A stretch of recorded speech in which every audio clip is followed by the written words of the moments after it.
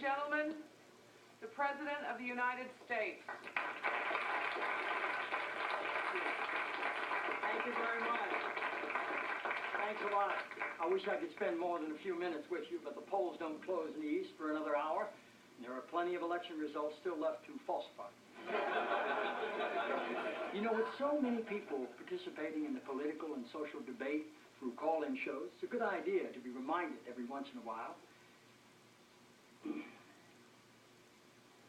It's a good idea to be reminded of the awesome impact. The awesome impact. I'm sorry. You're Dr. Jenna Jacobs, right? Yes, sir. It's good to have you here. Thank you. The awesome impact of the airwaves and how that translates into the furthering of our national discussions, but obviously also how it can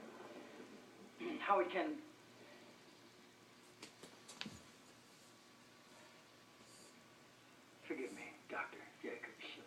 Are you an MD? A PhD. A PhD? Yes, sir. In psychology? No, sir. Theology? No. Social work?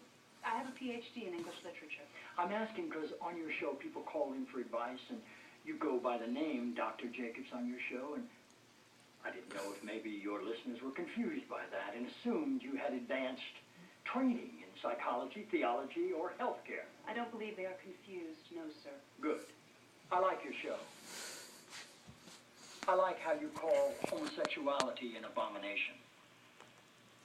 I don't say homosexuality is an abomination, Mr. President. The Bible does. Yes, it does. Leviticus 18:22. chapter and verse. I wanted to ask you a couple of questions while I had you here. I'm interested in selling my youngest daughter into slavery as sanctioned in Exodus 21:7. She's a Georgetown sophomore, speaks fluent Italian, always cleared the table when it was her turn. What would a good price for her be? While thinking about that, can I ask another? My chief of staff, Leo McGarry, insists on working on the Sabbath. Exodus 35:2 clearly says he should be put to death. Am I morally obligated to kill him myself, or is it okay to call the police? Here's one that's really important, because we've got a lot of sports fans in this town. Touching the skin of a dead pig makes one unclean, Leviticus 11:7. If they promise to wear gloves, can the Washington Redskins still play football? Can Notre Dame? Can West Point? Does the whole town really have to be together to stone my brother John for planting different crops side by side? Can I burn my mother in a small family gathering for wearing garments made from two different threads? Think about those questions, would you? One last thing.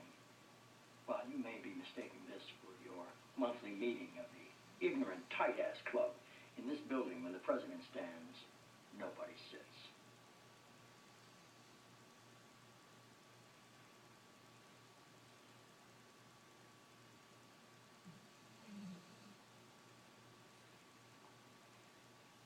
Toby. Yes, Mr. President. That's how I beat him.